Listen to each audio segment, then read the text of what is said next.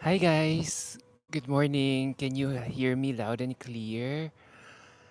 I know this might surprise you all, but yeah, I'm going live for the first time in a little while. Instead of doing, instead of my usual commentary videos, I decided to go live. I'm doing a bit uh, different for tonight. As you can see, my background is different. Wait, let me just check if I'm coming in very loud and clear with you guys before I proceed. Um, Guys, can you hear me? Hi, your buddy King Koy. Kamusta po kayo? Can you guess where I am right now? Um, can you all guess where I am right now? Kung if you guys are a true pageant fanatic, you would have guessed where I am currently. You would have guessed immediately where I am at the moment. Um, Totoo bang may winner na sa Miss Grand Philippines? Nako, ano ang chismis yan? Spill nyo nga sa akin. Ano na naman naririnig yung mga balita?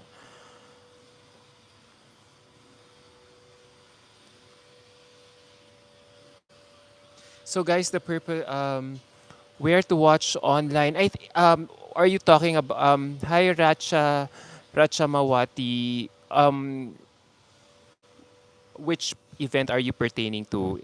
Is it about the Miss Grand Philippines finals night? You can watch it on live stream via Grand Philippines YouTube channel. Actually, they've already announced it everywhere, right? In every poster. Anong format ng Miss Grand Philippines? I still have yet to ask them. Pero wag yun nang alamin, For sure, maging surprise na yun sa inyo. Eventually, one will come out as a winner. So, probably kung paano nila ginagawa sa mother pageant nila. So anyway, guys, the reason why I did this very impromptu live video is for me to talk about my top picks to win Miss Grand Philippines. As you can see, I'm doing a live session with you guys right now. Very different from the usual tape commentary videos that I've been doing. So actually, wala na akong time gumawa ng commentary video because I flew here, I flew here to watch Miss Universe Thailand live. So, yeah. So, kung nakita niyo yung background, I'm currently waiting for the girls to arrive from their rehearsals. So, I want to surprise Vina. You think Michelle Arceo is Miss Grand Philippines crown or nothing? No. Meron pang Face of Beauty, meron pang Miss Face of Beauty at meron pang what else? Mappy, yung Miss Asia Pacific. So she could probably um, win one of those titles. So sige. So guys, there are seven ladies whom I feel could be in heavy contention for the title of Miss Grand Philippines this coming Sunday. So let's talk about my two dark horses. I want to sing number one. I want to single out Salas from Quezon Province. Am I the only one who's really noticing her? I only got to notice her very prominently when I watched the runway challenge last week. Yes, ginulat niya tayo lahat doon. Sobrang ibang-iba yung atake niya. She really looks so different there. And she had moves. Considering, I don't know, this is my first time seeing her in a national pageant, so I wouldn't know if I should consider her as a pageant newbie or not. But the way she moved there in the runway challenge felt like she was a pro or pageant veteran already. And that extended to how I saw her well, during the time she performed during the preliminary competition, ang galaw-galaw niya, ang kiti-kiti niya, ang galaw-galaw niya. And I wouldn't be faulting her already because she's competing in a pageant system where being extra or grand is the name of the game. So I really felt her joy in performing. Um, Naaliw ako sa kanya. Her beauty reminds me of, remember the girl who who joined, remember this girl named Rima from Bicolandia? She kind of reminds me of her a bit. And even si Ivy, I forgot her surname, Ivy from Pangasinan, who competed in Miss Universe Philippines some years back. Kaya ako na-mention si Ivy kasi flight stewardess na pala siya ng PAL, and she was one of the stewardess. She was one of the flight attendants during my flight. So, nag-hi siya sa akin. And I had a hard time recalling her name, but she was so beautiful. Sabi ko, her face looks familiar. So, anyway, so she kind of reminded me of, she kind of reminded me of, Don Sala. So, now, when it came to her evening gown naman, nakita ko naman yung effort ni Don Salas to really look different because she switched her hair up from hair down to hair up. Yun nga lang, hindi ko alam if the gown was the best choice for her kasi I've seen so many silver encrusted gowns from for so many times already, and I feel parang um, I've seen better gowns, pero in terms of face, if in terms of showmanship, I really like what I saw from her. So, kayo ba nakikita niyo rin si Don Salas sa list nyo? Um,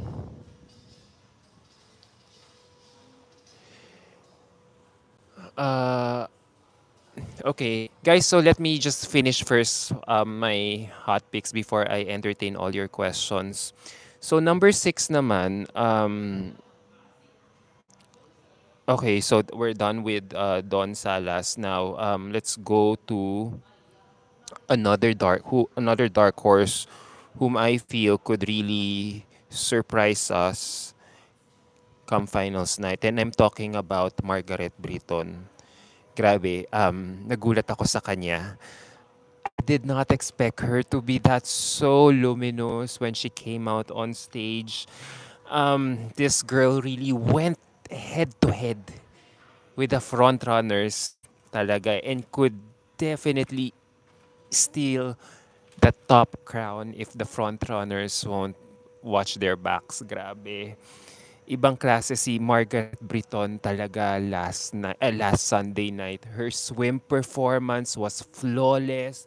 I really love her hairstyle there, yung sleek ponytail. Wow, it really highlighted her strongest asset, which is her little face card, which reminds me so much of actually a cross between Leren Bautista and Janine Tugonon. She has that regal quality that is so reminiscent of Leren Bautista and Janine Tugonon. In that walk, you can already tell that she can definitely slug it out with the Latinas in the international stage. So, ang ganda-ganda lang talaga ng rehistro niya ng mukha niya. Especially nung tumatanggap siya ng special award niya. She got one special award towards the end of the show, right? Ang ganda ng lakad niya. And ang ganda ng rehistro talaga ng mukha niya. And even the way, you know, earlier when I was talking about her swim, the way I really like how she was commanding so much attention even while just walking down the stairs before proceeding to finish her walk, before she proceeded with her walk. Ang ganda, ang queenly, ang charismatic, like wow, binulaga niya talaga tayo. This girl could really give the other front runners a run for their money. Now, let's talk about her evening gown naman. She wore a fringe gown. I think her, hindi. wag I think kasi halatang hindi pa ako sure. I really believe her evening gown presentation was just as strong as her swimsuit presentation. That gold fringe number that she was wearing, she carried herself like a seasoned pro on stage na parang pageant veteran talaga yung galawan, poise, confident, and very, very striking. Very, very immaculate. Grabe. If she ends up winning Miss Grand International Philippines this coming Sunday, I really wouldn't be surprised at all. Ganun siya kamarkado sa akin.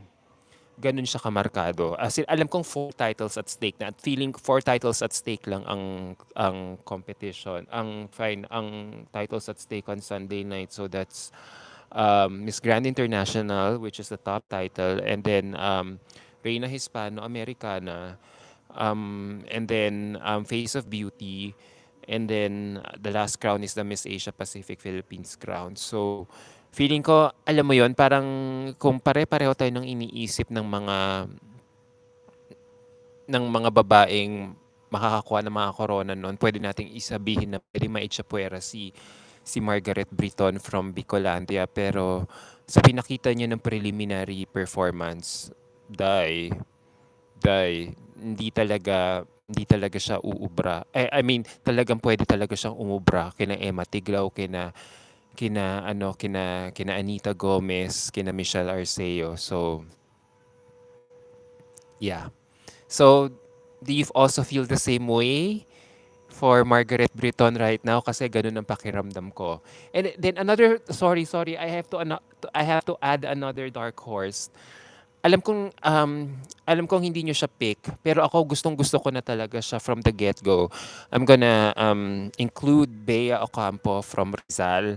Guys, I don't know if you've been following MGI Philippines religiously, pero kung pinapanood niyo siya, I mean, sinusundan niya yung mga activities nila. Nakikita mong laban na laban talaga. Siya yung may introduction na "Arrrr, arrrr, arrrr, Rizal, ganon, di ba?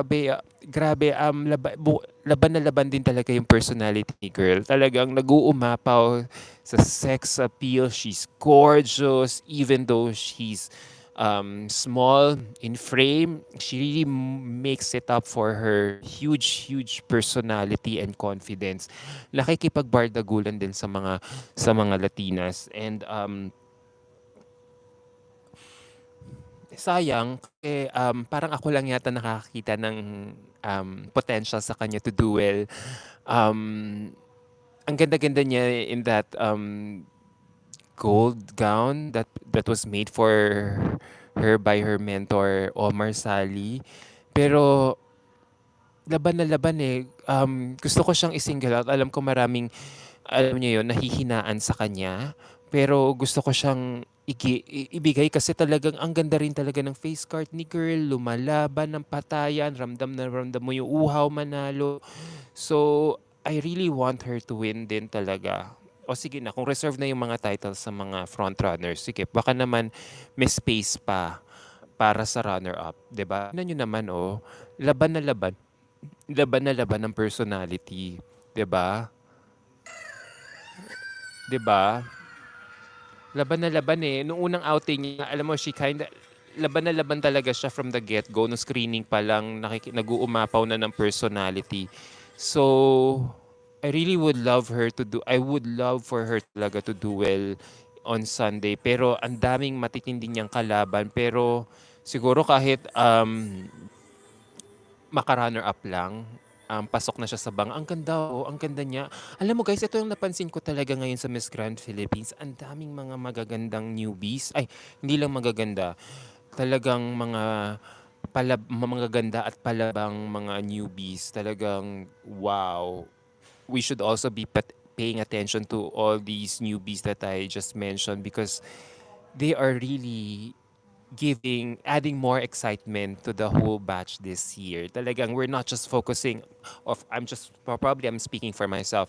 I'm not just, focusing too much on Anita and Emma, But I'm also looking out for these girls. Kaya malaking tulong din talaga, that the runway challenge was done because it gave us a preview of how these girls will already be performing come finals night. So, na-appreciate ko talaga yung runway challenge na yon. Okay, now we go to my next category. Ito, alam mo, I'm still gonna talk about her. Um, I'm still gonna talk about her, pero hindi ko alam if you are also on the same page with me as how I feel about her. And I'm referring to Shannon Tampon. Wala rin ako masabi dito kay Shannon. She's doing good, pero unfortunately, yun nga, like I said in my previous commentary, she's not, getting the hype that she richly deserves considering that she's a pageant veteran already. She already came from a very strong Bardagulan batch of Binibining Pilipinas 2022 where, she slugged it out with the likes of CJ who, still went unplaced then, Yana Aduana, Nicole Borromeo, Herlene Budol, Stacey Gabriel, Gabby Basiano. Pero considering her status, and even her capacity, and her merit as a contestant, I still really feel bad na hindi pa rin siya nag-shine even though she already has the goods to perform during the preliminary competition. Even if alam mo yun, even if she did everything right in my opinion, I super love her Darna costume. First and foremost, I think bumagay sa kanya because, Shannon has striking body proportions. Yun nga lang sana, I would have loved for Shannon to really uh, imbibe that Darna role that she's playing on stage. Kasi, hi! Hi! Oh, hi! Hello! Hello! Welcome to Thailand! Yes, Can you say hi! hi to Thai fans? Hello, sawadee ka, mabuhay. Yeah! I'm Adam Henato from Sash Well, Factor. who's gonna win this year in Mistress Thailand? I want Vina, I want Why Vina? Vina. But, yeah, Vina, I mean, it's her year. I mean, let's give it to her already. This is her fourth time. I mean, how Mm. many more years will they allow her to keep Yeah. well, how many years will they allow her to keep joining? I Mm-hmm. mean, I I think think it's fourth time for time her, right? is the right time already. Tomorrow's preliminary. Yes, yes, yes. I'm What do you really want to excited. looking for from her? I just want her. Actually, she's already Sorry. doing well. Huh? Actually, she's already doing well. Yeah. Um, she's. Should I say this? I don't know how I don't know how to put this in a right way, but this is just my observation. I Mm-hmm. feel Mm-hmm. she's very relaxed now. Mm-hmm. Her Yeah. Yeah. strategy Yeah. Yeah. Yeah. reminds me so much of Mm-hmm. Antonia Porcil's strategy, Mm-hmm. her main rival for the crown 2 years ago. Yeah. You know, Antonia was very chill. Yeah. 2 years ago, she was Mm-hmm. chill. She wasn't really, she was just uh, r- chill, relaxed, not resorting to any gimmicks. And Mm-hmm. then come finals night, she wore this beautiful gown. That's a Beautiful gown and huge, beautiful huge walk. moment Yeah. for her. Yeah. And so I think that made her win. And I think that's what Vina is also doing. No, This year, isn't it? she's very relaxed now. I mean, Yes, yes, her yes. When she pasarela. speak, when she walks, she very I mean, relaxed. she has retained her signature Signature. body hand on the waist Uh-huh, uh-huh. walk. But as she moves forward, I notice she's not that too I want to win. Like she's just relaxed, effortlessly looking charming and beautiful 2 years with ago, jokes. she is want to win. Yeah, want to win. But now she relaxed. Everything. Yeah, This is my stage. This yeah, is my walk. Yeah. yeah. So I would love. I like her national costume. Yes, last night. For me, she Supanna kinda Hong. she Supanna Hong. oh In Thai say Supanna Hong. super na Same home. boat.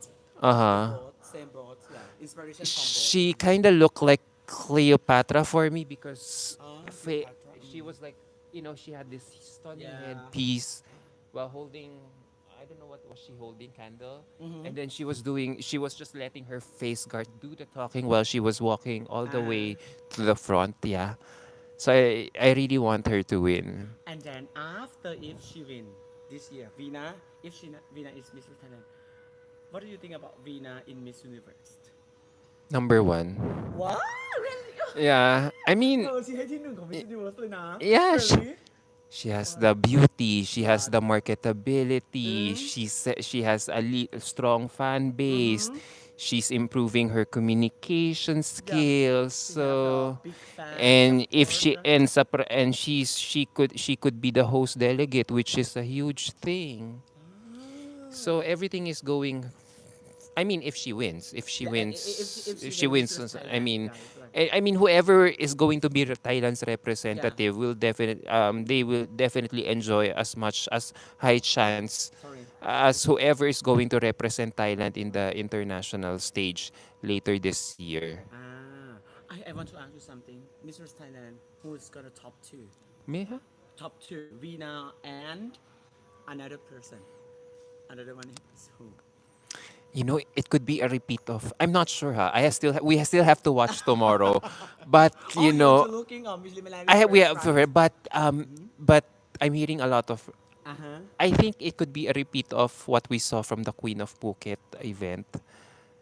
Dell Vina and and Dell Idalin, in yeah. to Phuket Naromel Dell Pimpakdi. yeah yeah yeah Yeah, Narumon yeah yeah I mean, and up until now, her swimsuit performance during the Phuket show was really memorable for me. She was very energetic and she was mm-hmm doing all those moves without being so campy or mm-hmm or being over the top.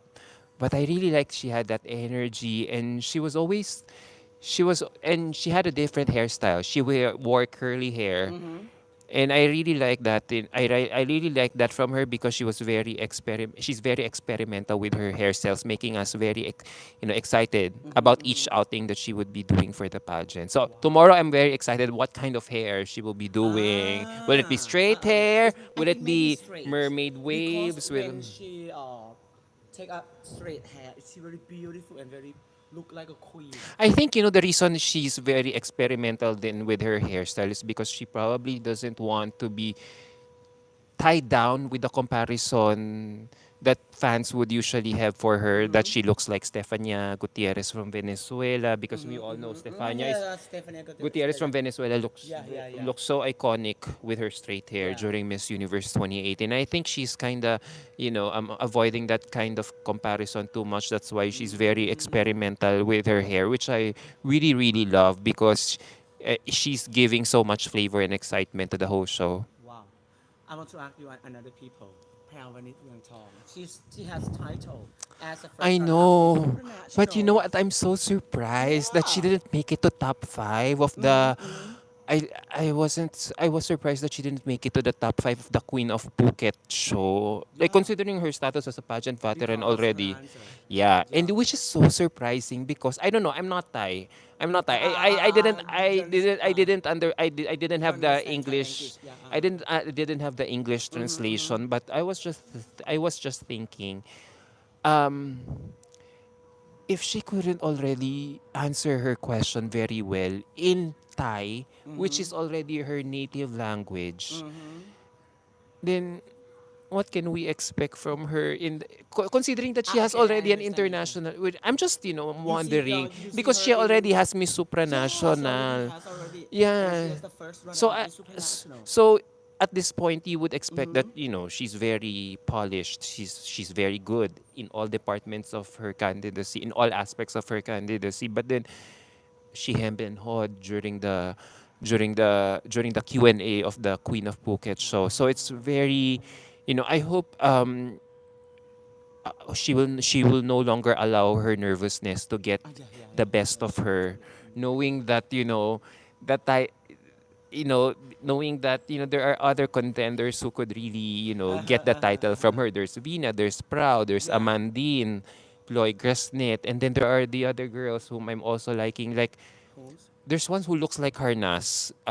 Hanas? The one who wore black during the All Thai dress, right? yeah the Thai dress. What's her Give, name? Yeah, give MUT Nakhon Si Thamarat. Give. Cape. She look like, Yeah, yeah, yeah. She looks give. like Harnas for Oh, cool, give me. เหมือน Hanas Yeah, นะ she has angles She that has a kind of beautiful yeah face and a beautiful beautiful face, and smile. then I also like Miss Konken. Mm-hmm. She looks like Maxine, our very own Maxine Maxine Medina. Medina ขอน Yeah, แก่น a bit. Yeah, because of her ขอนแก่น feline คือพลอยกุห eyes. ลาบพลอย Yeah, กุหลาบมา yeah, ก yeah.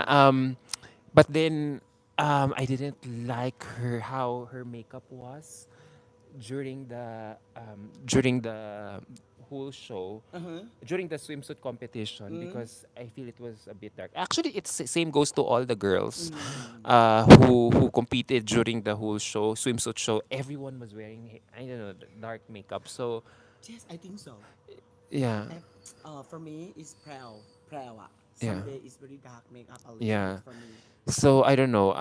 Considering that I admire Thai makeup, Thai artistry, because you guys have amazing makeup yeah skills. Like it feels like I equate Thai makeup to skin makeup already, light beauty skin makeup, where it doesn't look like makeup anymore, but natural skin. That's how good Thais are when it yeah comes to makeup styling, and I really have to give it to you guys. So yeah when I saw the girls during the swimsuit show, like, why is everyone having a dark makeup? I Like, think for me I have been to go to Phuket same right I think light is a little bit yeah, oh yeah a yeah, little bit light yeah, I a little bit light understand. yeah Yeah, if she come to this makeup and come to on the stage in Bangkok yes. it's very okay but Uh, a little bit light yeah. for me yeah So we answered our question. Yeah, so yeah but yeah, but when Kongken came, I didn't also like. There was something about her for performance I didn't mm-hmm. like, so that's why I didn't include her in my top. But in terms of face, oof, card, she's up there. I mean, I've been, and then I Chuda. Vishuda also Yes, she I has. Vishuda Oh, I she has love her. beautiful face beautiful body perfect body yeah I She love really her has strong stage yeah presence. Like she I Vishuda really like has she competed before? Because the way she answer moved, huh? she come to Mrs. Thailand like 2020 Amanda Oh, years Amanda Amanda and years Vina, first runner up. yes Yeah, and answer question and answer not she good. come yeah not good yeah Okay. but she have a beautiful face perfect body And then there's another candidate who I also like following. I just discovered who her, Ranong, because she's the daughter of oh former Miss Universe Thailand. Sarah หรือเปล่า I find I find her very cute. I find her very mm-hmm. cute and very charming. Mm-hmm. Yeah, and she's very talented. I really like her because it feels like whenever I follow her on Instagram, Mm. I see that she's always smiling. She's always enjoying the whole show, all their activities. There's a joy on her Mm. face that Mm. says, considering that she's only a pageant newbie. This is her first time at 33 years old. I asked Yeah, yeah. at 33 years old, I actually want to ask her at 33 years old, why do you only decided to join Miss Universe Thailand? And I kind Mm-hmm. of get the answer, but because she's also an actress, Yeah, and then she's also doing a lot of things. yeah, yeah, yeah. So maybe it was late for her to realize she wanted to follow her mom's footsteps. And I also got to Ah. talk to her mom too on Instagram. But now in Thailand, Vina fan to say thank you so much.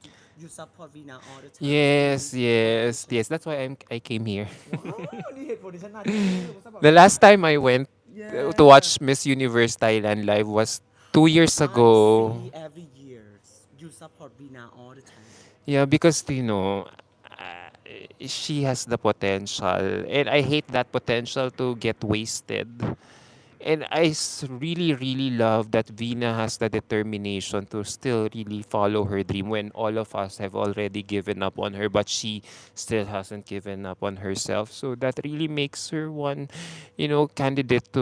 inspiring candidate to follow. Yeah. And Yeah. even if she tells me, I got inspired with Atisa because, our candidate is Atisa, Mm-hmm. who also joined Miss Universe Philippines Philippines, yeah. thrice, but I also want to I mean throw back the same compliment to her for not giving up on her dream. So this could really be her year. This could really be her year. And I really see the effort. Vina looks more different now, but She never give up. she looks different now, but one thing has remained unchanged. Yeah. Her attitude. She has never changed at all. Yeah, she never She has never changed. changed. She's so She relatable on just only that focus on aspect. Miss Universe only. Yes, Only Miss yes. Universe state. So imagine if she ends up representing you guys, you will actually you guys are so lucky you don't have to fly to another country to watch her perform live Mm-hmm, because it mm-hmm. will be held Thailand will be hosting Miss Universe later Yeah, this year. So that's going to be, you know, uh, a jackpot or a once in a lifetime treat yeah, for all the Thai fans out there. And knowing that you guys just won Miss World, oh my God, history is on your yeah. side. Mm-hmm, mm-hmm. History could favor you guys, Thailand, very kindly this year, Thank with you. a possible, Mm-hmm. with a possibility that Vina could also win It can Miss be in the same Universe years, right? if she wins this Sunday. Actually, it's her title to lose. It's Venus' title to lose on Sunday. So she really has to cover all bases. Like, makeup great, Mm-hmm. swimsuit walk good, makeup styling good, evening Yeah, gown styling good, yeah. Q&A. She has to Q&A make this year on. she very perfect for me na. But she say Who's training her? Would you know? I don't know. But uh, her team say about some doctor or something. Some Ah, okay. I don't know. So She that's why I say want to ambush interview her. Who's training you? Hi. she changed everything. She Yeah, changed because when she speak, she focus and then she come. I love it. I love it. yeah, yeah. So yeah. And the last but not least, okay ทุกคน if you want to say something to Vina จะให้เขาพูดกับ Vina หนึ่งอย่างทุกคนอัดหน้าจอได้นะ if you want to say something to Vina right now what do you want to say Vina, I've loved you for so long, and it would be my greatest dream to finally see. It would be my greatest joy to see you finally fulfill your destiny in the flesh this coming Sunday. I love you, Vina. thank you so much ขอบคุณ Yeah. นะคะ enjoy your stay Yes. นะ enjoy Yes. Are you still here? Let's yes talk I stay later. around here Um. yeah thank you ขอบคุ Yay. ณนะคะน่ารักมากเลยเธอวันนี้เป็นไงเป็นไงเธอเป็นไงมาเจอกัน Uh. Okay. Guys, I'm so sorry. Uh, guys, are you guys still watching? Me, we kind of deviated from our topic on today's live. As you can see, yung friend kong Thai fan, we bump into each other here. She's also probably waiting for the girls to come back from the rehearsals, and we just chanced upon each other here and got to talk about our favorite girl, Vina. Um, yeah, so let's go back to the topic at hand. Wala na nakipag-usap sa akin. So yan. So yeah, going back to Shannon Tampon, I would have wanted her to shout, Darna. Alam niya yun, Darna. Wala, lang niya. She just said it in silence. Darna. So I would have really wanted her to really own it for maximum impact or for audience impact. And then I also like her in swim. She did okay. I also like her gown. She wore this beautiful velvet red gown with a bralette na talagang kita mo naman very MGI coded. Yun lang. I really wish her um um I really wish her I really wish her the best talaga. I mean, second runner-up na siya last year. Um, Second runner-up na siya last year. Sorry, 2 years ago. So sana kahit first runner-up, 'di ba? Um, Yon. So, okay. Now let's go. So we've talked about four MGI Philippines candidates already. In case you're just tuning in, I already talked about my possible dark horses, which are Bea Ocampo, Don Salas. Um, I couldn't classify Shannon Tampon as a dark horse kasi we already know her. But she's still gonna be up there. Siguro top 10, top 15. Pero I really want her to really kill it talaga and prove us wrong that she has what it takes talaga to win MGI Philippines this year. And then si Margaret Britton. I think out of all the four possible dark horse, ay meron pa palang dark horse, may isa pa. Out of all the four possible dark horses, si Margaret Britton yung nakikita kong pwedeng makasilat, makakuha ng title for um, Miss Grand Philippines. I also forgot, let's talk about Angele Pasco. She also had a great night. Uh, ang ganda ng mga pinakita niya sa akin. Yung swim niya talagang she was glowing, she was glistening even if she was wearing eye contacts. Her eyes were definitely hypnotizing. Um, sa gown, she did well din. Although, yeah, it's a gown that we've seen from before, pero she still nailed it. Um, uh, so she really nailed it to iba yung glow niya. I think when it comes, pareho tayo ng possibility na out of all the, kung irarank ko yung mga possible dark horses, si Margaret Britton, yung pwedeng makasilat ng title. Pangalawa si Angele. Yeah. And then number 3 si Don Salas. Number 4 si Bea Ocampo. So those are my four possible dark horses. Now let's go to my front runners na. So let's talk about Bea McClelland. Alam nyo, bilib ako kay Bea McClelland. Bilib talaga ako sa fighting spirit ni Bea McClelland talaga. Walang pahipahinga, talagang redemption talaga yung babangon ako at dudurugin ko kayong lahat ang peg niya dito sa Miss Grand International. And nakikita ko talaga yung effort talaga na, na makipagbardagulan siya sa mga kapwa frontrunners niya. Um, I really think I don't know how do you feel guys about her performance. I think Pea's performance might feel polarizing depending on who's watching. Pero if it were up to me, she really played what was needed. She definitely played what in terms of what's written on the MGI playbook, which is being sassy, being confident, and she delivered exactly just that. But siguro for a wider audience, her style could come across as campy.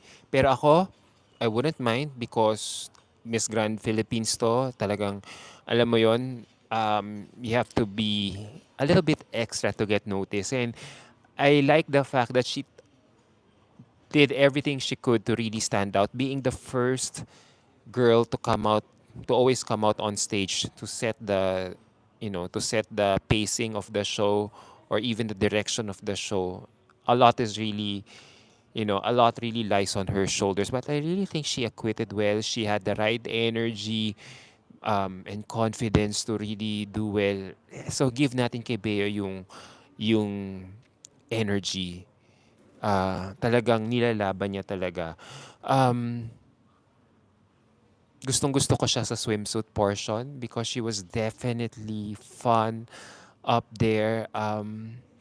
Kahit na mukha siyang glamazona in her high pony hairstyle, talagang pinakita pa rin niya na it's really the attitude that matters to me. So I'll make sure that what you will see from my performance is purely fun, and that's what she really delivered.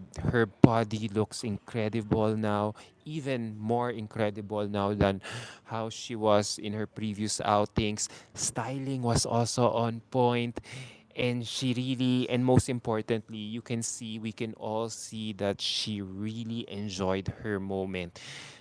That said, though, I think a touch of more restraint could have added a layer of regality to balance out the energy. Alam niyo yon. Kasi hindi naman pwedeng palaging, talagang campy energy all out there. Kailangan medyo may konting, balance naman tayo ng konting, you know, elegance and sophistication. Which I think naman she brought it out naman din na a little bit nung evening gown presentation. Now let's talk about her evening gown. As for her evening gown, ang ganda ng gown niya. I absolutely love the details of her gown. The craftsmanship was really undeniable. personally, I would have loved for her to surprise us by completely going on a different route, similar to the direction that, Elizabeth Clancy did on during Binibining Pilipinas 2017, where, she wore this beautiful, crisp white gown na sobrang elegante. So, I would have wanted, if it were up to me, I would have wanted for Bea to have gone a little bit understated and elegant, almost Elizabeth Clancy a la Binibining Pilipinas 2017 na mala Ralph Lauren inspired vibe. That contrast could have really made her a standout. Yeah. So yeah, so sana makakuha kung hindi runner up, I would really love for Bea to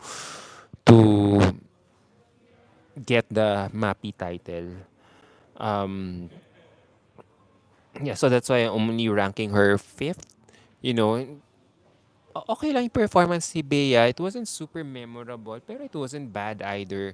Um, sakto lang. I mean, she did what she could. Sabi ko nga, gino-joke ko nga doon sa handler niya, ang hirap pala, no? Sana pala. Hindi, wag na lang. Ayoko na magkwento-kwento ng mga additional kwento at hindi niyo na naman ako.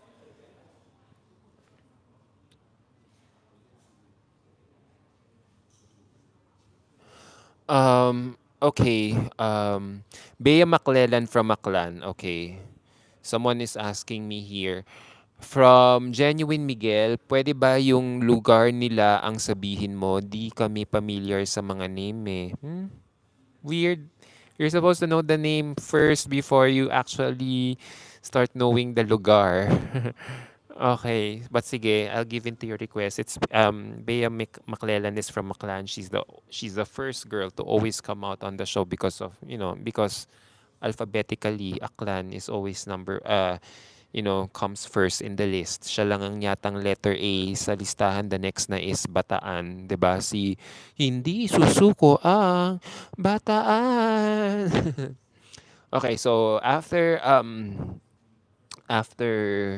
Bea and Margaret Britton, now let's go to the front runners na.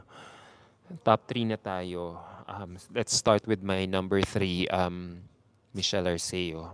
What do you think about Michelle Arceo's performance, guys? For me, Michelle had an okay night overall. Kung if the coronation night was set last Sunday night, I would have breathed a big sigh of relief kasi ay may pag-asa pa talagang lumaban si Michelle. Kasi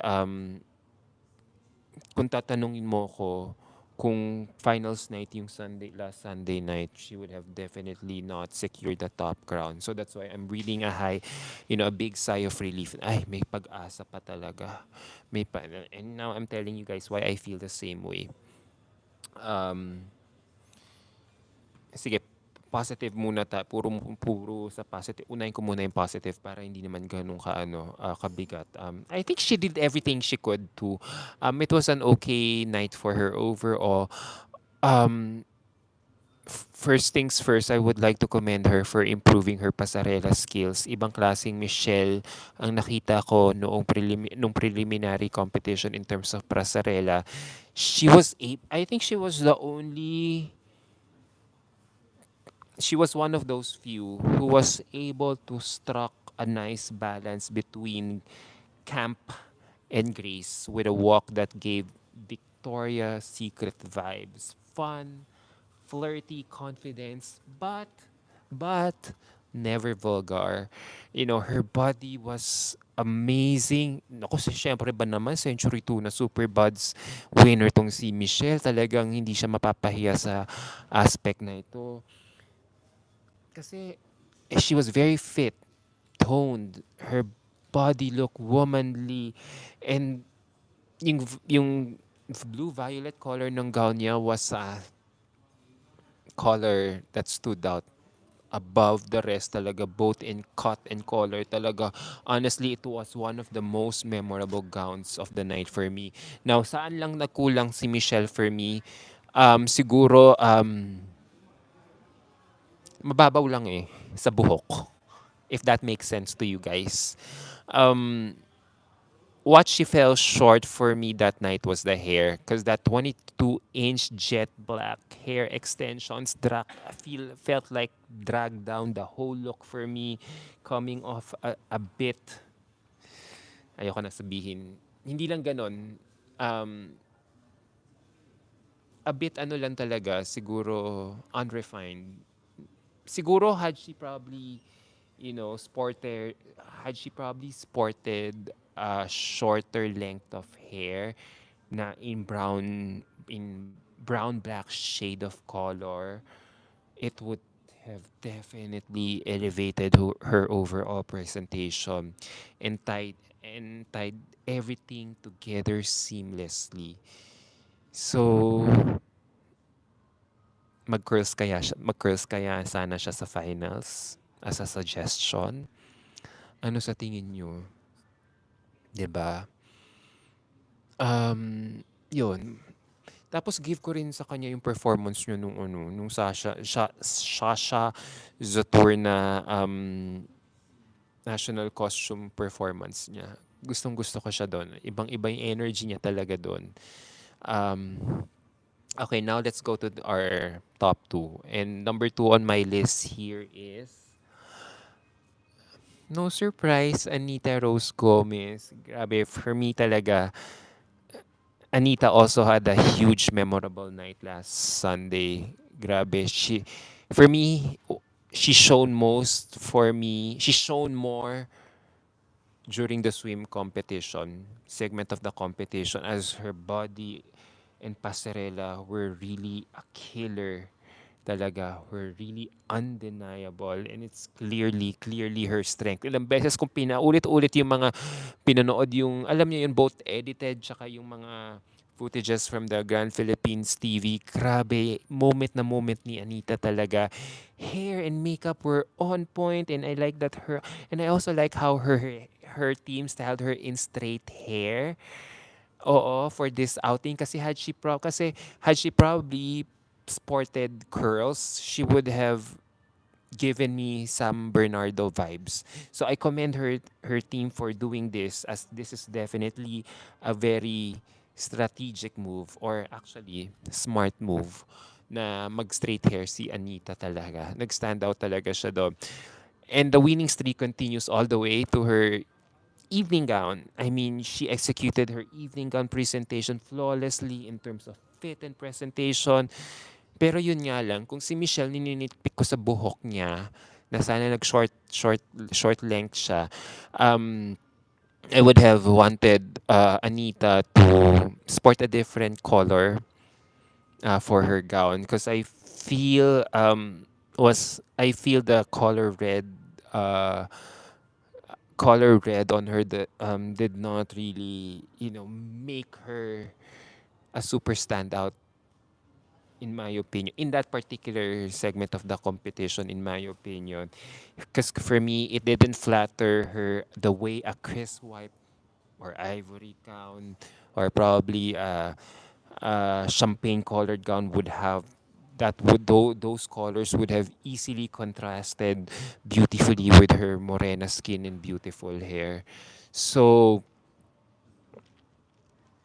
sana mag-white siya sa finals. Because I feel like the red color kind of made her too... Gahanap ako ng magandang word. May nasa utak ako pero ayoko sabihin. Um, the color red, in my opinion, looked too mature for her, considering that she's very youthful looking. I think Anita is only 26 na ba? 26, 27, but she really doesn't look her age. So I just think, there are other colors that would bring out more of her youthful looks or youthfulness. So such as the colors of white, or ano ba sabi ko, champagne colored ones. So yun yung gusto kong color na makita kay Anita sa finals night. So yeah. And then, we now go to my number one. And obviously, wala nang gulatan. Sino pa ba yung na number one ko? Di si Emma Tiglao. Hands down, she's hands down talaga. She was able to confirm her favoritism for the title. She really looked immaculate, beautiful, talaga, and you know, um, had that glow. Although I couldn't say na it's really a 100% winning glow kasi there are moments na parang that sa swim, I'm talking about the swim. Parang nawala yung glow niya doon a bit compared to the glow that I saw from her during the intro and the evening gown. So medyo nag-on off off, if that makes nag-on off switch um for her in my opinion. Um alam mong gustong gusto ko rin kay Anita more than her stunning pasarela skills is seeing her you know shine in her alabaster skin. She really has gorgeous skin. And talagang hindi ko lang alam kung nadadala niya talaga sa gandang pasarela niya, but she looks so statuesque every time she performs. Hindi ko alam kung nadadaan niya palagi dahil sa ngiti niya o dahil ang galing-galing niyang rumamta. So I kind of consider her, statuesque in terms of height already. But having said all those superlatives for Emma, I think there was that one downside that was kind of weighing down her performance. And I feel like her makeup was a bit too dark for me. It was a bit, oh no, not too dark, a bit too heavy for me. Medyo makapal. Oo, kung napansin nyo, I don't know if you have the same observation as well. Her swim was okay, pero talagang it was in her evening gown that really made me feel like she had a huge moment there. Um, Iba yung feeling ko talaga. She wore this beautiful La Rosa see-through La Rosa studio gown with a hooded veil that gave me so much Gabi Bashano vibes talaga.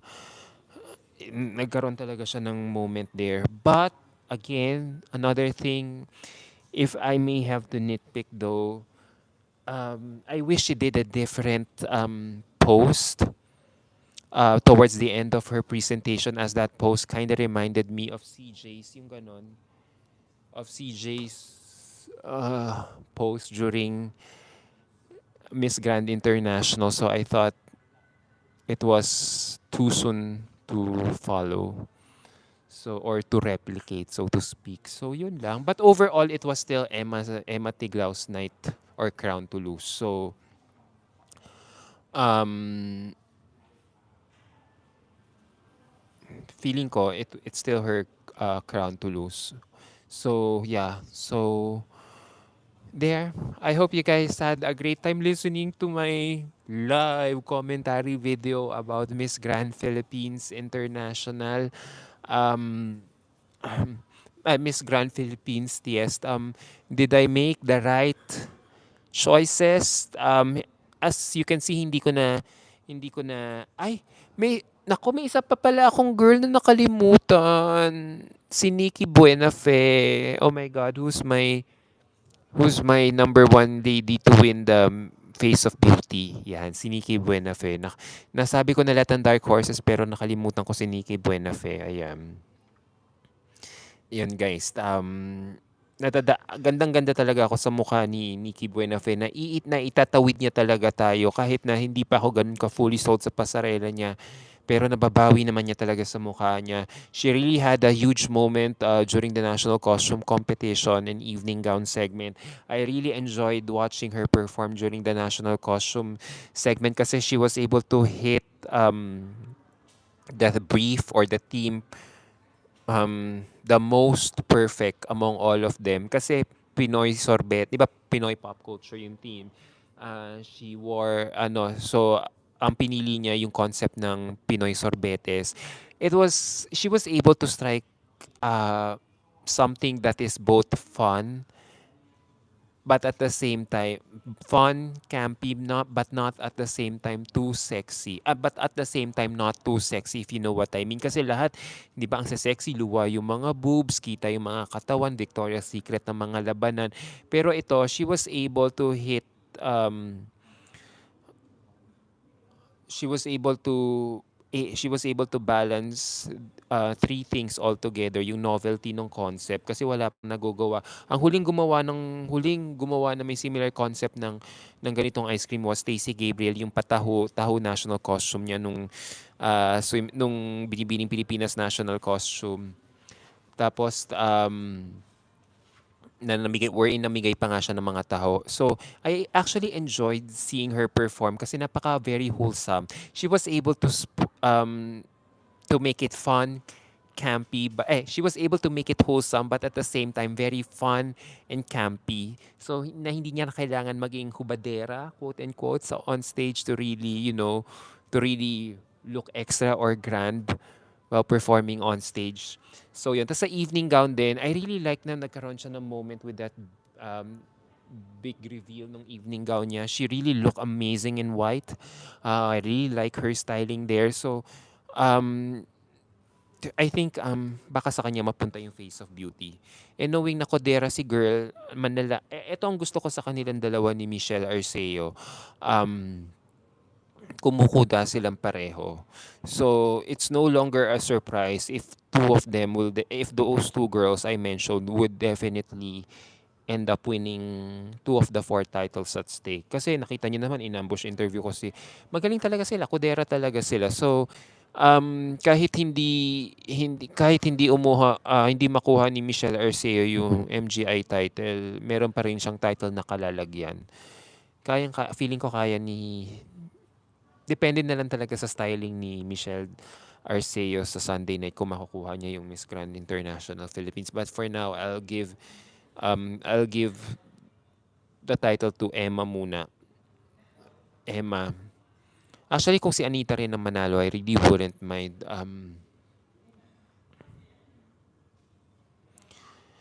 Emma will win na ba ng Miss Grand International, Miss Grand Philippines? Yun ang pulso ko, yun ang tingin ko. Um, Iba yung ano eh. Ako kasi, si Emma tsaka si Anita for me, wala akong masasabi in terms of their pasarela skills. I'll give a slight edge to Emma just because I feel she has better communication skills than Anita. And alam naman natin kailangan kailangan maging impressive ka sa Q&A, 'di ba? Ako sa bagay, oo nga, pero kung tutuusin yung Miss World Philippines noon, 'di ba? And ano bang gagawin kung pamantayan yung yung Miss World Philippines nung kay Krishna last July o yung Miss Grand Philippines last year? Kasi kung Miss Grand Philippines uh, press presentation, finals night ang pag-uusapan, hindi necessarily best speaker yung mga nananalo, 'di ba?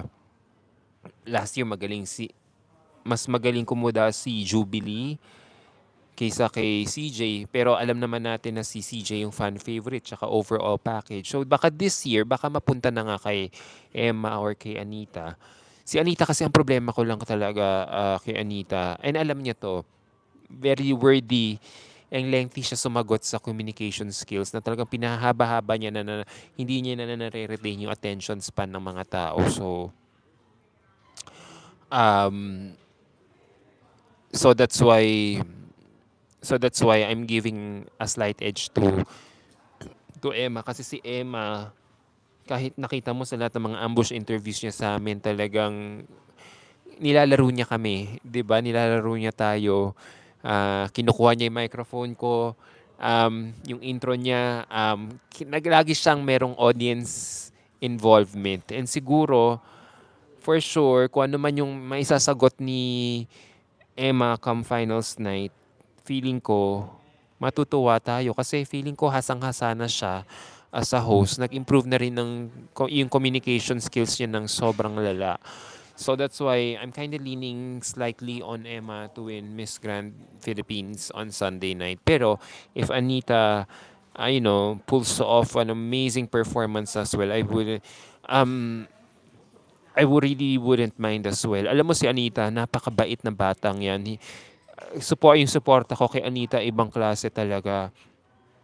Um, Share ko lang po sa inyo to my 104 followers watching me right now. Um, Isa si Anita sa mga nag-reach out ng mga one of the few beauty queens na nag-reach out sa akin during the height of my controversy last year. Hindi ko makakalimutan yung ginawa ni Emma. So ngayong ay ni Anita, kaya ngayong lumalaban si Anita, talagang sinusuportahan ko rin talaga siya. Like, deep in my heart, deep in my heart, I really want her to win din too. So, bahala na talaga si Batman, si Lord, kung kaninong stars sa mag-align on her favor on Sunday night, kung kay Emma, kay Anita, kay Michelle, or kay Margaret Britton, 'di ba, na ultimate dark horse ko for this year's competition. Um, from Random Lifestyle, kay Emma, ako, MGI, Reyna. Oo, alam mo, problem solve yan para sa ating lahat, Random Lifestyle. Kasi kasi tingnan mo ha, kung si Anita if it's the other way around, si Anita yung MGI, wala na yatang kalalagyang title si Emma. Parang MGI or nothing na lang si Emma. Right? Kasi 31 na ba si Emma? Ano bang, hindi naman yata 30 tumatanggap ba ng 30 plus year old contestants ang Reyna Hispano. So that's the most win-win situation for all of us. We both get, we get to see Emma, getting her redemption arc as well via Miss Grand International after being unjustly, you know, unplaced, hindi man unplaced, after being unjustly given a top 20 placement lang in her previous international competition. Well, we get to see Anita finally, compete internationally too kung ibibigay sa kanya yung Reyna Hispano. So, yun. Tama ba? May point may mga sinabi ko. From Jefferson Domingo, RHA na lang kay Anita para puksaan sa mga Latina sa katawan, pero kay Emma sobra naman kasi ang presence niya. Nakaka-grand masyado. May point ka, oo. Actually nga, oo. Naintindihan ko naman yung punto mo. I mean, RH, at saka bata, ilang taon na ba si Anita? 27, no? Sa bagay, kung RHA si Anita ngayon, tapos gusto pa niya ulit sumali ng MGI in the near future, pasok pa kasi hanggang 35 pa naman ng MGI. So, ano daw? Guys, yung mga chismis na tinatanong nyo sa akin, um, ayoko sagutin. 'Di ba? Parang, um, wag na ho natin, ilang tulog na lang, malalaman din naman natin. Tsaka feeling ko naman, nagpe-perform si Emma. Parang it's so unfair for her to be subjected to that kind of chismis. Nagpe-perform si Emma. Bicolandia is so underrated. Watching from Quezon City, yes, I talked so much about her earlier. Like, I see Leren Bautista in her. I see Janine Tugonon in her. So, if she ends up, scoring an upset win over Emma or Anita, magigets ko talaga. Just in account of how she performed during the preliminary competition last Sunday night. Um,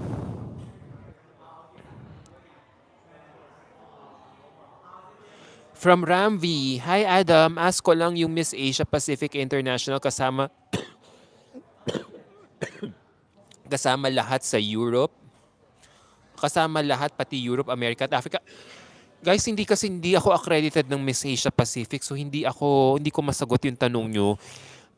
Kung sino yung mga roster ng mga candidates last year, 'di ba sa Pilipinas naman ginaganap palagi lately? Yun, siguro ganun pa rin yung number of contestants. I'm not really, hindi ako nakaka-follow masyado sa Miss Asia Pacific. Pero alam ko, parang nasa ilang contestants lang ba sila? 40 plus? I'm not so sure. So, hindi ko masagot po yung tanong nyo. Um, From MJ, I'm back reading all your comment.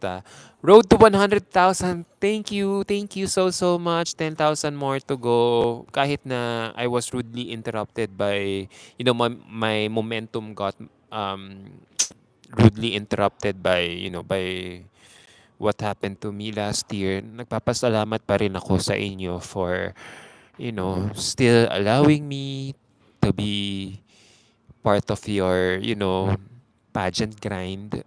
Nanonood pa rin kayo sa akin despite what happened to me. Ayoko na magdrama. I mean, I'm so over it na naka-move on na ako. So, maraming salamat sa suporta nyo. From France, ano to? Francois Olbes. Nasa Thailand ka, Sir Ada. May Thai akong nakita kanina. Yes. Yes. Yes. Yes. I'm here actually here in the Hotel of the Girls. I'm anxiously waiting for them to arrive back from their rehearsals.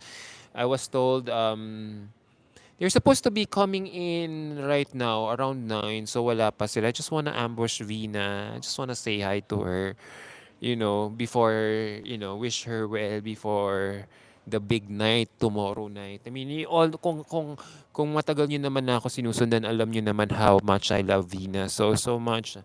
2018 ko pa siya sinusubaybayan. I also flew. I mean, dito na ba sila? Out of the four times that she competed, out of the three times so far na, no, out of the four times, isama na natin that she competed, tatlong beses na ako nakakanood. So baka i-jinx ko na naman.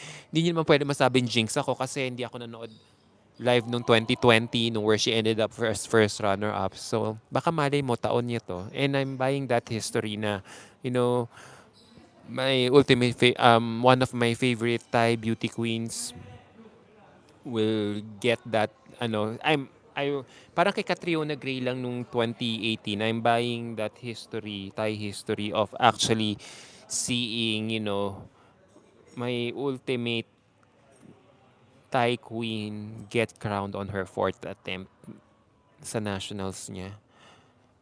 Um, From Ray M, wag ka nang magdrama. We'll still believe in your commentaries. Thank you so much. Yun na lang po talaga ang pinangahawakan ko yung salita ko. Pinaiigting ko na lang ho yung boses ko. I'm just really trying to, look at the silver lining. Kahit wala na ako sa organisasyon na yon, mas malaya na ako makapagpahayag ng opinion ko nang wala na akong kailangang timbangin o isa lang alang-alang, 'di ba? So, wala na akong kailangang isipin, isa alang-alang ng mga damdamin, mga bagay-bagay, kuro-kuro na, kasi nga and kayo rin naman nag-encourage sa akin, Adam, it's one of those best things that ever happened to you if you just, think about it analytically, 'di ba? Um,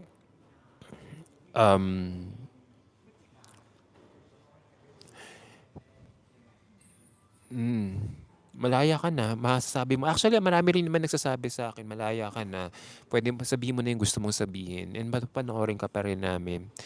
Kaya ato guys, kaya kahit na hindi ako nagla-live sa inyo, katulad nito, para akong baliw, lumipat ako ng Thailand para manood ng Miss Universe Thailand. And I don't know if it's resonating with you all. That's why I went live. Hindi na ako nakapag-tape ng commentary video ko for my Miss Grand Philippines Hot Picks tonight. Sorry, yesterday because nag nag-impake na ako for my flight going here. Um, From Joe J. Torres, I'm still rooting for Anita regardless of Anita deserves a major and grand pageant. Huwag niyong sayangin, ALV. Huwag naman natin isisi kay ALV lahat. Nakita niyo naman yung track record ni ALV lately. Parang halos part of the part of his success in the pageant landscape right now is crowning fan favorites talaga for his latest title holders. And siguro nakikita niya na yung wisdom na nakikinig ng pakikinig sa fans, hindi nagiging masyadong experimental, 'di ba? So, feeling ko iikot lang yung corona dun sa mga babaeng nabanggit ko. Kung kay Anita, kung kay Emma. I mean, kahit naman sabihin mong RHA si Anita, it's still, it's still a great title. Dalawang corona na nauwi natin doon. Fair yung pageant na yun. Kung gusto ka nila, gusto ka nila. And we've been kahit hindi tayo nananalo doon, we've been placing so high in that competition for quite some time now. So, if Anita wins it, if Anita ends up representing us there, she'll definitely continue the winning streak. Alam nyo namang puhunan asset ni Anita ang pasarela, and alam naman natin basta pag Latina based ang competition, pasarela is really a huge deal in that competition. So, hindi siya magiging masayang. Kasi lahat naman ng sumasali rin naman ng Reyna Hispano eventually end up joining Miss Universe. So, if Anita ends up going there, she could use this as an experience or a learning curve to be more. Teka nga, ba't ba pa nag-uusap ako? Parang pa nagsalita ako, parang si Anita na yung swimsuit. Si Anita na yung RHA. Basta kung sino man yung magiging RHA candidate, lahat yan ginagawang jumping or stepping stone or jumping point yon to Miss Universe. And whoever ends up winning Reyna Hispano um, should not see it as a wasted opportunity, but a stepping stone to something bigger. 'Di ba? So, panapanahon lang yan eh. Kaninong star ang mag-a-align on Sunday night. And yes, may nagtanong kanina dito ako, manonood ako ng live ng Miss Grand International. Ay, M Artist, hi. Adam, Sash Factor, hello. What time Vina coming?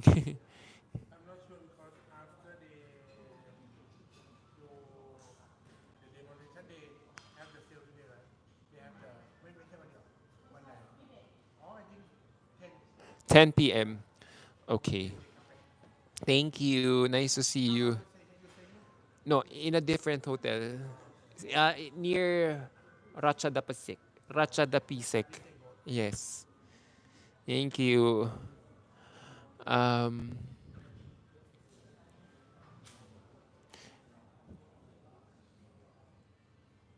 Gusto ko makita si Anita sa Reyna or Supra.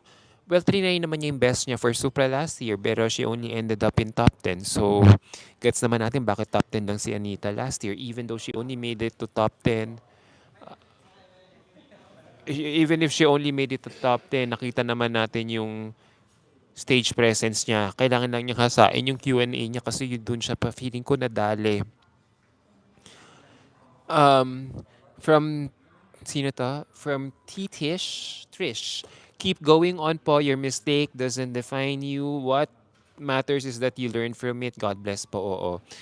So sana maging ano to sa ewan ko, this is gonna be a litmus test again for me. You can watch this live again, and you can probably see my effort talaga to sound more, more calculated with my choice of words. Nag-iisip ako bago ako magsalita. Kanina may gusto akong sabihin kay Anita na particular adjective, but knowing na medyo it could be hurtful, medyo naghanap na lang ako ng medyo easy, light words to digest. Ayoko na kasi masyadong magpakatotoo eh. Kasi akala ko kasi the more authentic I am or become to you guys, mas manonoorin nyo ako. Which is true naman. Pero hindi ko na calculate, hindi ko na factor in na na may other half na hindi nakaka-appreciate ng mga ginagawa ko. So, and alam ko, and I keep saying this, na not everyone who patronizes or watches me here on my YouTube channel really supports me. But just waits for me to really stumble again or all over again. So that's why I'm really trying my best to be very careful. Pero huwag kayong mag-alala. Pag kung nakausap niyo naman ako in private or you chance upon me in an event and then ask my particular opinion about a certain issue, ayun, mag-holds board tayo. Pwede ako magpaka-holds board sa inyo doon. Pero kapag mga ganitong nagsasalita ako in front of the camera where I know, a lot of people are watching, medyo behave ako ng konti. I don't want that. The biggest lesson I've learned from it is really, trying to still uplift the contestants, especially, especially, na nagre-represent us internationally na at the end of the day, you can, no matter criticism that you dish or give out, you're still under Team Philippines. You're still also representing your country din. So, ang pangit nga naman na parang dina-down mo. So, siguro, I need to tone down my being a fan. I need to discard that fan mentality and and just sound more, neutral, behave, diplomatic, reserved, 'di ba? From Francis Oybes. Adam, to be honest, wala namang mali doon sa sinabi mo nung MU 2024. Napanood ko yung live ng buo. You were just being honest and candid. Thank you. Pero unfortunately, may mga katulad mo ring mga utaw na hindi natutuwa sa akin at naghahanap lang ng pagkakataon pabagsakin ako. So, sinusubukan, alam mo yun, splice yung video ko at palabasin. You know, ang nakakainis lang talaga about this whole thing lang talaga, which I was able to totally move on, is yung me being portrayed as a bully. I've never bullied any candidate. Ayan, Vina fans, gift for you. Uy! Yeah. Thank you. You Yeah, don't have Vina to. fan. Oh, Yeah. thank you. Vina fan, man. You Oh, want to say something to Vina fan? thank you. Thank you. What's Tiger? Kapungka. Kapungka. Yeah, yeah. Kapungka. Kapungka. Thank you so much. Wow. Thank Vina you. fan, look, thank you. Say thank you to you so much Thank because you. you come to support Vina. Yes, with all my heart. With all my heart and Yeah. soul. Yeah, I really love Vina so much. And nothing will make me feel happier than seeing her finally fulfill her dream of winning Miss Universe Thailand. Absolutely. Yes, Yeah. absolutely, Yeah. So, fingers crossed. Yeah, thank Let's all you. support her tomorrow. Yeah, Yeah. and when she come back, and you can interview. Oh, really? Yeah, Or do I maybe have to on ask 10:30. Nawat? Why? Oh, I mean to ask permission. So, Really? You want to ask Mr. Nawat, right? yes. Mr. Nawat, maybe he not come here. Not Maybe, come maybe, here. maybe, maybe. No, no. Maybe you can to interview Tomorrow. tomorrow. Tomorrow, yeah. Tomorrow in Tomorrow. preliminary. I'm so What do you excited. want to ask him? What is your criteria for choosing Who's Miss gonna win? Universe Thailand? Like, Uh-huh. is it more about beauty? Is it more like how you judge how you pick your Miss Grand International winners? Because this is the first Miss Universe Thailand Yeah, pageant in, under his term, yes, yes. under his You're really right. under his leadership. So, that makes it all the more exciting to follow because there's no model, there's no prototype that we have to look at to, because this is Sir Nawat's first Miss Boss Nawat's first Miss Universe Thailand pageant. Will he copy his own pageant? The winners, how he chooses Miss Grand International winners and bring it to here to Miss Universe Thailand. Yeah, so yeah. But this year's in Miss Universe pageant, I want to see Pia Alonso Works Papa. I want to meet her because I love Pia But Pia, so I much. feel like Pia has really graduated from engaging in pageantry. She's now more as a I don't know if you've been following her, but she's more, she's trying to trek a different path, more about projecting herself as a fashion figure, a fashion Yeah. She go to personality, fashion. Yeah. more than just I see it on being, Instagram. remembered as an iconic beauty queen. So I don't know. I would also Love love her for so her much. I to. love her so much. เป็นคนสวีท Um, เป็นคนแบบ yeah, she's very relatable. She's very relatable. And one thing I like about Pia is that no matter how success has given her so much, she has never forgotten where she came from. She still, hangs out Uy, with the fan group that supported her in Miss Universe and Binibining Pilipinas since many 2015. people ask me in my life, uh, Miss Universe Philippines right now this year come to join in Miss Universe Thailand or not? Come Huh? to Miss Universe Philippines. Atisa? Alisa, come to see Miss Universe Thailand or not? I wish. I mean, it's not a question for it's not it's a question for me. It's not a question for me to answer. It's like more like, as you could probably ask the I mean the organization, the Miss Universe Philippines organization about it. I mean, why not, right? I think it's just, Maybe, how yeah. it's just, I don't know, has Boss Nawat already sent an invite to Atisa ไม่แน่andนะไม่แน่ Miss อาจจะมา Universe นะเธอ Philippines organization to อือหือ watch or อือหื even อ come here? อือหือ Yeah, that I would love, because last time something similar like this happened was back in 2 years ago when อือหื Celeste Cortesi served as one of the judges during the Miss Universe อ Thailand pageant. นี่ So have a question for you from Indonesia. What about Proud Adam? I love Brow. I mean, I also like her so much. I mean, um, she just needs to improve. In terms of pasarela skills, in terms of showmanship, I have no questions. She's already way up there. But when it came to Q&A, that's where the doubt starts coming in, because um, as a pageant veteran, she's already supposed to be covering that. I mean, she's supposed to be good at that because she already has the international Yeah, pageant yeah, experience. yes, you have a You're not title supposed to already. be Yeah, very nervous already yeah. because you've been there before. You know what it's like to be out there and talk to a billion audience on live. So it's just, a bit quite of a head scratcher for me, how she became nervous during the Q&A. I really wasn't able to watch her Q&A because that's in Thai. I couldn't speak. But from what I heard, she wrote something on her Facebook that says, it's my fault, like Yeah, that. yeah, That yeah, yeah, yeah. the blame is on me. I'm really weak on my Q&A. Yeah, So yeah, if yeah, that's her weakness already, maybe she should have paid more attention in improving herself in that aspect, before joining Miss Universe Thailand. yeah. Yeah. Because She say, that he say, yes, I'm agree. She nervous. Yeah. yeah, yeah, nervous because it's, I would understand if she did not compete in Miss Supra.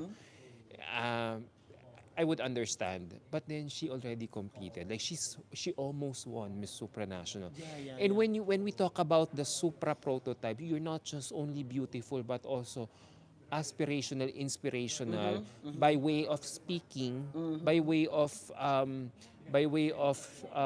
inspiring a room full of audience. So what happened, Prow? I Yeah, so understand everything. I so understand I don't know if everything. she I can understand a lot. still, I don't know if how her Q&A Yeah, trainers yeah, have yeah, yeah. been teaching her at this moment, given the very hectic schedule of Miss Universe. I hope they could squeeze in some, last minute Q&A sessions with Brow, especially, if we are to follow Miss Grand International, na what usually ask very hard Yeah ใช questions ่ใช่ใช่เขาบอก in ว่า the คำถาม in the แกรนด์อิ top นเตอร์จะ 5 ยาก top มากนะ 3. ใช่ Yeah. ใช่ใช่ So that is the thing, Prow. I know in Miss Universe, Q&A is no longer a big deal. yeah Easy questions, unlike in MG era, but like it, like how I have always been saying, how it is in the Philippines, you have to perform in your nationals first. You have to impress your local audience first. And I noticed that when now Boss Nawat organizes his pageants, he always asks the most difficult questions in his top 5 or top 3 all the time. I And I'm think yeah very scared for อ่าฮะ Prao right now. Yeah. นี่ Adele team Oh, hi. Adele team Adele team So, where's Adele? Phuket team yeah Queen of แม่ Phuket. นี่เขาบอก Queen of Vol. Phuket team I like แม่ไง her. Are you Adele also team Queen yeah เนี่ย Adele team M? Are Adele you team also Phuket? yeah I thought Vina. Original Phuket team. Ah, yeah. เนี่ย You know, I have a question. This is เอา weird แล้ว because anyway, I'll just ask later because Okay. remember Vina is also She Phuket. also Team Vina Phuket. too เนี่ย What? also How come on Vina? 2023 How come Vina did not go Phuket this ทำ year? ไมวีนาไม่ไปภูเก็ตปีนี้คะมีคนถามเนี่ยเขาถามเลย Why Vina ask Vina first Okay. ask Vina ไอ้ต้องถาม Vina Okay. เออ Vina ไม่ได้ Okay thank you so much and Yes. enjoy your stay I'll Okay. talk to you later. I'll just finish Okay. my live Bye. session. Thank you. Okay, thank you. Saya talaga ng mga Thai fans. Ang saya-saya ng mga Thai fans kasama talaga. Pareho kami ng... Ay! Ano yung nahulog?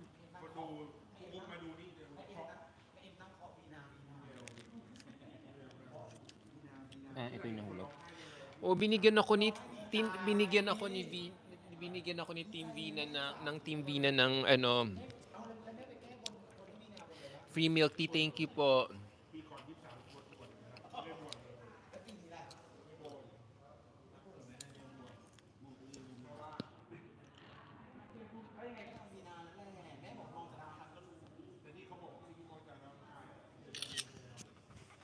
Um, Sana Sir Adam this time ibigay na kay Vina. Sana lahat naman tayo yun ng wish kay.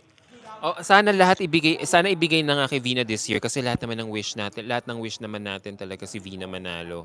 When is the coronation night of which pageant? Miss Grand Philippines will be on this coming Sunday, 7 p.m. But I doubt 7 p.m. Magsa-start. Feeling ko 9 p.m. Filipino time. And then Miss Universe Thailand will be happening on Saturday, the night before. Saturday night. And then preliminary competition of Miss Universe Thailand will be happening tomorrow night in MGI Hall as well. Um, no, Miguel Buba, MUT finals will be on Sunday pa. The preliminary competition will be taking place lang tomorrow. Um,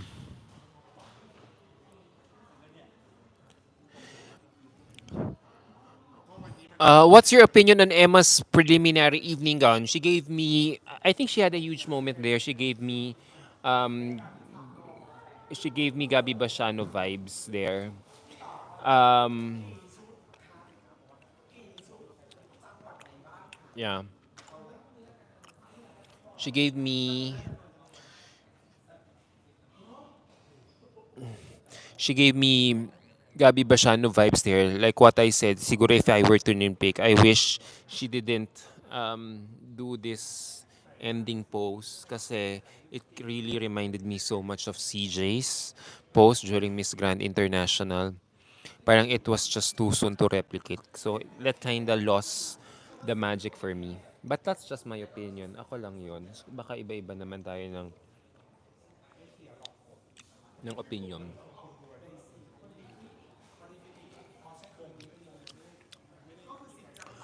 Um, what time tomorrow yung prelims MUT, Sir Adam? 7 p.m. Thai time, so 8 p.m. Manila time.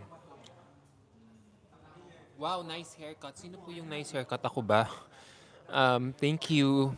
Yeah, I had a haircut before I flew here. For Ranilu ED, for Grand Philippines top 5 are 1 Pampanga. Yes. Okay, I think I was able to answer all your questions. Oy, grabe ka, Elm Street PNQ, walang gayuma tong drink ko. Grabe ka. Bakit naman ako nila gagayumahin? Natuwa din ng lola mo, nabigyan din ng free milk tea. Thank you so much to Team Vina for giving me this Thai iced tea, milk tea. Thank you so much. It's thirst quenching.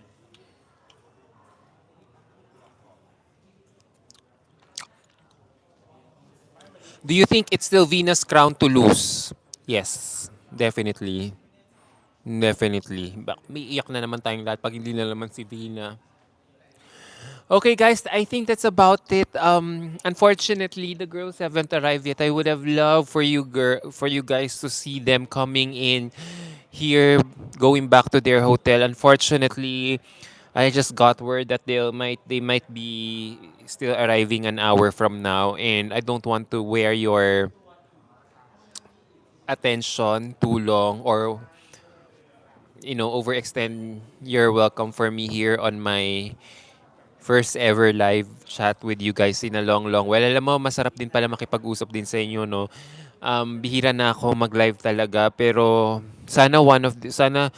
pero kung bibigyan nyo ako ng opportunity or parang encourage nyo ako to really go live, para lang mahasa yung communication skills ko in choosing the right words, what to say, what not to say, 'di ba? I think that would be good for me. Kasi hoda nang wala nang manood kahit 20 views lang. Basta gusto ko lang na ma-practice lang yung sarili ko in answering your hard-hitting questions without, me getting, bashed or getting too involved with it with my choice of words. Maganda ba ang stage ng MGI this year? Hindi ko pa alam. Pero kung yung prelims ng MUT ang pag-uusapan nung national costume, wow, ang ganda. Diyos ko, parang kahit sa reels lang, ang ganda-ganda tignan, ang bongga-bongga talaga. Ang dami-dami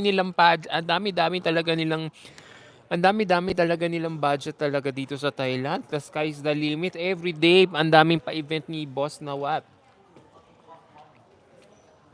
Nakakaloka. Ang dami nilang pera. Iba talaga kapag malaki yung size ng country mo. Tayo maliit lang talaga yung natin, country natin. Kaya yung pera natin hindi ganun kalaki para mag-invest so much about glossiness ng pageantry. Okay guys, I think that's about it. I think I was able to answer most of your questions. I'll try to go live again the day after preliminary competition just so we could talk about our favorites. We could share our notes together, how we feel about Vina and the other front runners. Yun lang, masaya pala makipagkwentuhan sa inyo ulit. Um, sayang, i-reels ko na lang yung pagkikita namin ni Vina. Gusto ko sana i-live rin para sa inyo eh. Maraming maraming salamat guys for tuning in. Um, I hope you all enjoyed my live commentary about the recently concluded Miss Grand Philippines preliminary competition. Sana nakatulong ako sa pag-shape ng, analysis nyo o ng thinking ninyo about the candidates of this year's show. Magkita-kita po tayo sa linggo.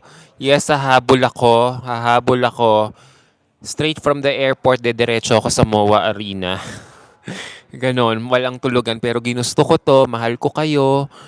Gumagawa ako palagi ng mga paraan to still make me, viewable, quote unquote, here on YouTube. Hi, Sir Tanafat. Congratulations again. Next time I come to Phuket and watch Queen of Phuket live show. Yes. Oh, yes. Oh, yes. I would love to come. Do you have the date already? Okay. Pattaya. Swimsuit, swimsuit.